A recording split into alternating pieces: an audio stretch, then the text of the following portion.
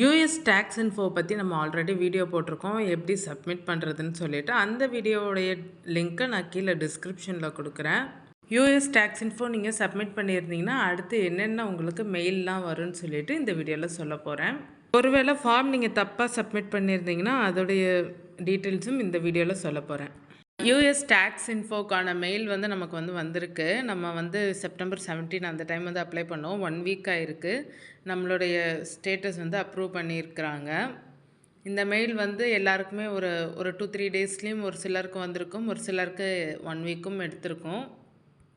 நீங்கள் இதன் மூலியமாகவே மெயில் வந்துருச்சு, அப்ரூவல் ஆகிடுச்சுன்றதை தெரிஞ்சுக்கிறலாம். வியூ டேக்ஸ் இன்ஃபோவில் உங்களுடைய டேக்ஸ் இன்ஃபோவெல்லாம் நீங்கள் வியூ பண்ணி பார்க்கலாம், எவ்வளோ கொடுத்துருக்குறீங்க அப்படின்னு சொல்லிட்டு. ஒருவேளை நீங்கள் டேக்ஸ் இன்ஃபோவில் தப்பாக கொடுத்துட்டீங்க, சேஞ்ச் பண்ணணுன்னாலும் லிமிட்டட் டைம் வச்சுருக்குறாங்க. இந்த ப்ரௌசரில் இந்த வெப்சைட் யூஸ் பண்ணி நீங்கள் செக் பண்ணிக்கலாம் ஸ்டேட்டஸ் எப்படி இருக்குன்னு சொல்லிட்டு. நியூ ஃபார்ம் நீங்கள் தப்பாக கொடுத்துருந்தீங்கன்னா சப்மிட் நியூ ஃபார்ம் கொடுத்தீங்கன்னா உங்களுக்கு புதுசாக லோட் ஆகும்.